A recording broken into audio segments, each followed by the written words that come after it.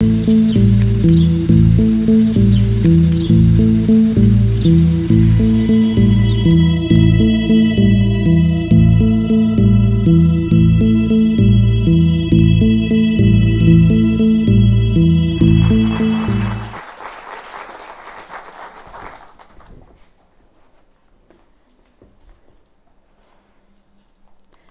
I was a kid, the worst thing you could ask me was, what did I want to be when I grew up? Because I had a lot of answers. I wanted to be a marine biologist. I wanted to be a zookeeper. And then in my free time, I wanted to own enough land to keep all the world's dogs at my house. And for my distant relatives that I didn't see very often, it wasn't exactly what they were expecting when they asked me over Christmas dinner what I wanted to do. So I'd always hoped instead that they had asked me who I wanted to be, because I had one simple answer. I wanted to be Eliza Thornberry. Her best friend was a monkey, and she could talk to animals. She felt completely out of place in this normal world where adults go to work and kids go to school. And she felt totally at home in the wild surrounded by animals. Basically, she was a cartoon version of me. And just like Eliza, growing up, my best friend was also an animal. It was my first dog, Dakota.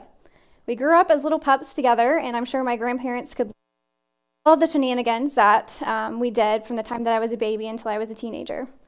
But he was kind of this first step into this wild world that I created for myself. And as the years went on, I met many more partners in crime. I met llamas, deer, and many, many more dogs that gave me hope that one day I could be 100% myself, even if I wasn't surrounded by my wild world. But as life goes on, we all have these ups and downs, these moments of happiness, sadness, loss, and joy. And soon, I felt like my hope was faltering. And when I went to college, I still felt the same way. I had no idea who I was, what I wanted to be. By the time I was a junior in college, I had changed my major 4 times. And I had a handful of human friends, which were all great, and I loved them to death. But I still missed this piece of my wild world. So I decided I was going to go and fix it. And I went to our local shelter looking for a friend.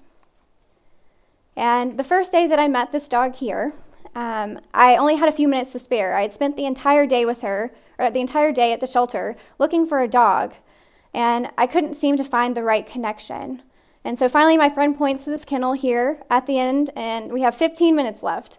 And so I spend my last 15 minutes with her, and then the shelter manager comes around and says, "Sorry, you either have to adopt her or go home." So I go home to think it over, like a responsible adult. And that entire night I was tossing and turning, and I just felt like I had to go get her. So at about midnight, I texted my friend, and the next morning we were on the road going to save her. And so I wasn't expecting much. We'd only spent a few minutes together, but as soon as I stepped in that kennel and crouched down, of course this is early in the morning, so she's just waking up, but as soon as her eyes open, she comes running to me and puts her paws around my neck in a hug. So she's whining and wiggling out of happiness, and now I'm weeping out of happiness. It's really embarrassing. But I signed the papers in a hurry, and I changed her name to Rory.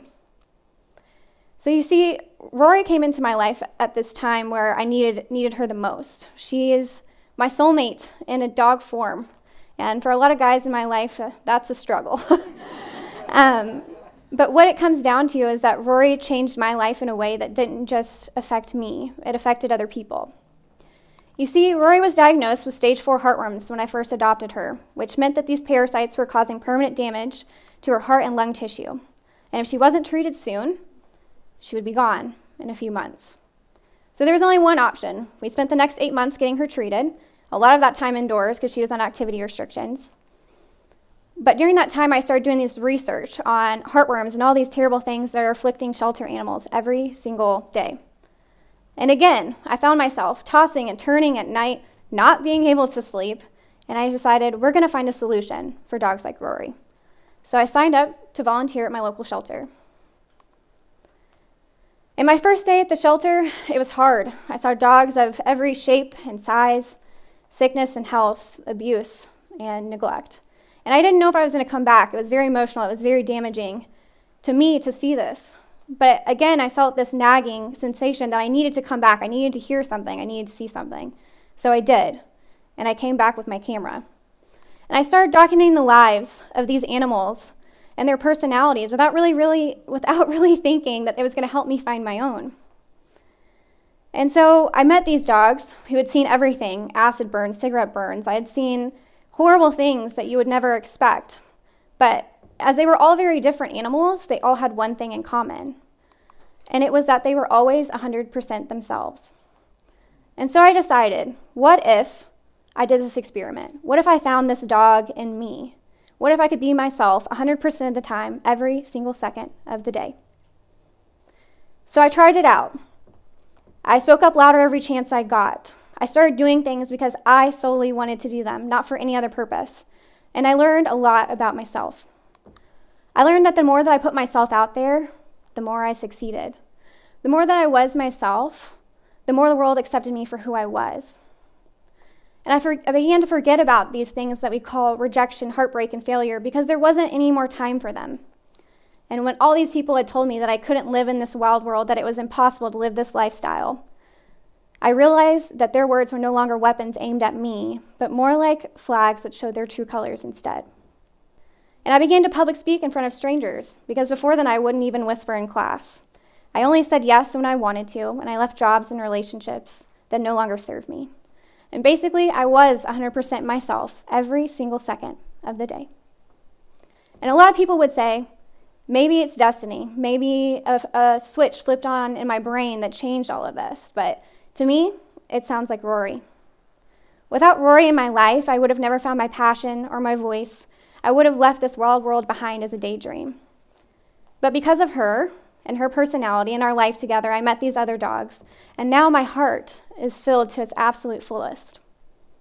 So if I had one single thing to tell you guys about what it's like when you need to find yourself and your personality, there's only one thing you need to do.